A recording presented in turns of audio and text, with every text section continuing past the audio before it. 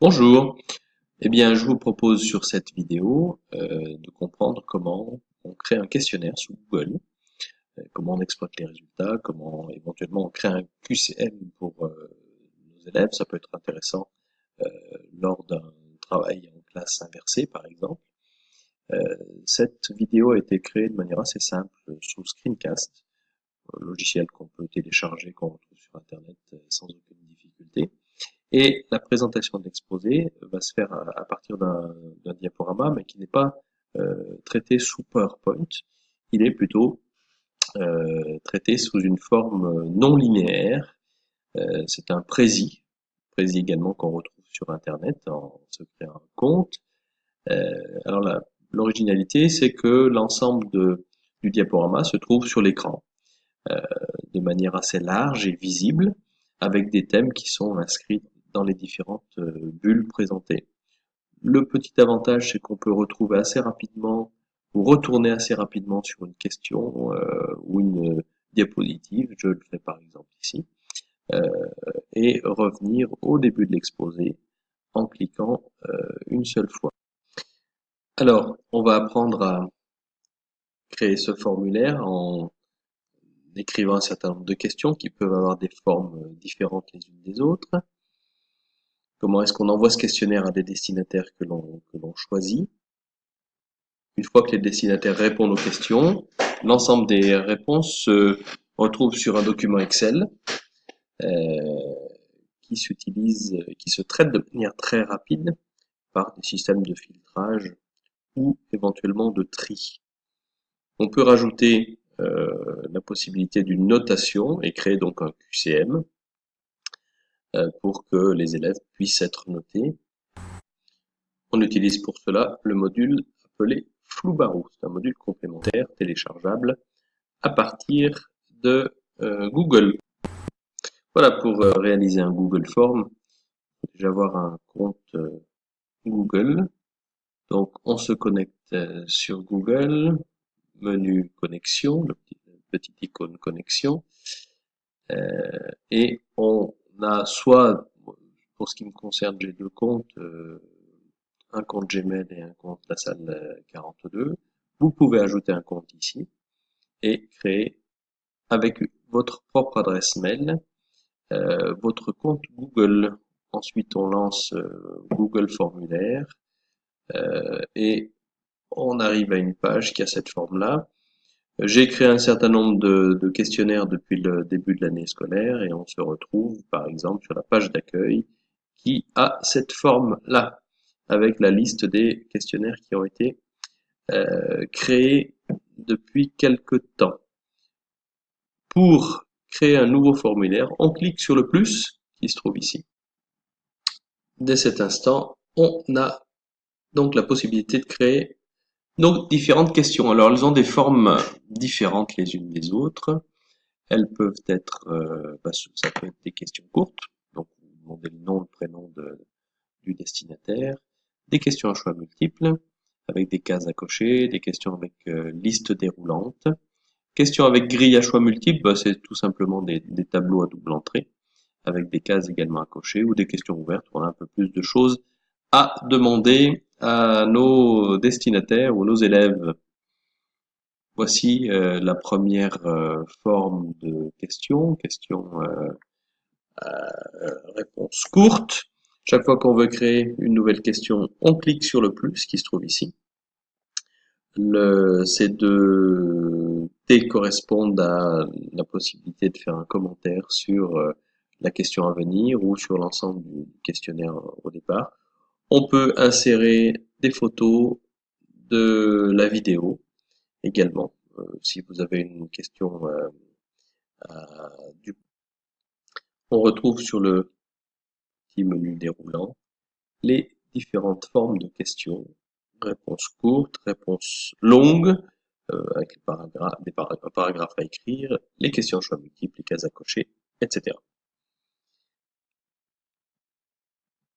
Voilà sur les questions avec choix multiples où je posais une question de géographie avec les différentes possibilités sur la capitale de la Finlande avec les trois villes proposées.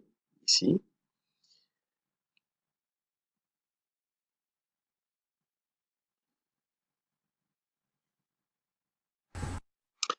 Je crée ensuite une deuxième question. Alors il suffit de dupliquer la question précédente lorsqu'elle a la même forme. Si c'est une deuxième question à choix multiple, ça n'est pas la peine de recréer, mais il suffit de dupliquer.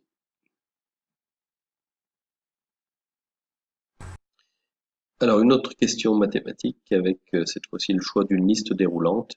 Je propose un calcul algébrique avec différentes réponses qui se retrouveront sur une liste déroulante au moment de l'exécution de ce questionnaire.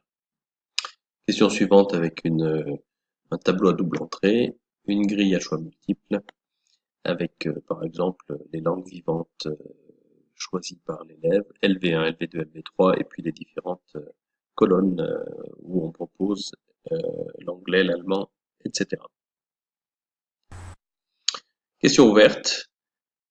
Le destinataire peut répondre par du texte aux différentes questions qui lui sont posées. Il n'a pas de limitation en termes de texte à écrire. On a listé l'ensemble des formes de questions. On peut proposer une mise en forme. Donc vous allez cliquer sur la palette où vous choisissez un fond à votre questionnaire. On peut aussi intégrer une photo. On voit cette photo qui est sur le fond de l'écran. Vous allez chercher sur votre ordinateur telle ou telle photographie qui vous intéresse pour assurer le fond du questionnaire. Concernant le paramétrage, on peut donc limiter le questionnaire à une seule réponse. On peut éventuellement modifier les réponses après l'envoi.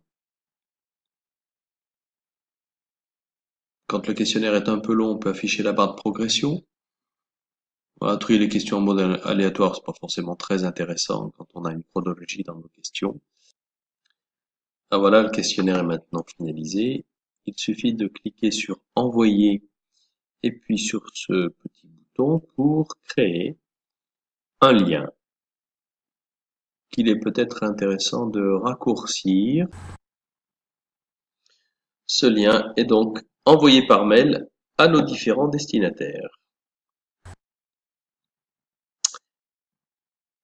Comment exploiter les réponses sur Excel? Alors lorsque, au fur et à mesure que nos destinataires répondent aux questions, eh bien, on va cliquer sur ce bouton Réponse et la page répertorie donc l'ensemble des réponses avec les noms des personnes qui ont répondu, donc prénom, et puis les différentes questions qui ont été posées.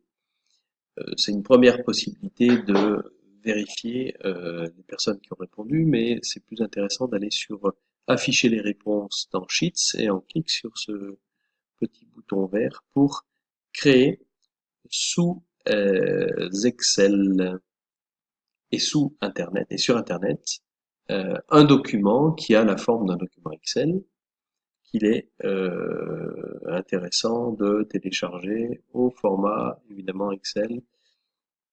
On fait ce téléchargement dès l'instant où l'ensemble des destinataires a répondu au questionnaire.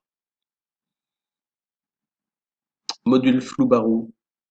Je propose dans la vidéo suivante de traiter le cas des questionnaires à choix multiples. Merci en tout cas d'avoir suivi cette première vidéo qui vous permet peut-être d'avoir déjà une certaine autonomie pour créer votre questionnaire, l'envoyer à vos destinataires et ensuite récupérer l'ensemble des documents sous Excel. Le module flou-barou nous permettra d'aller un petit peu plus loin sur la notation. Merci à vous et à la prochaine vidéo.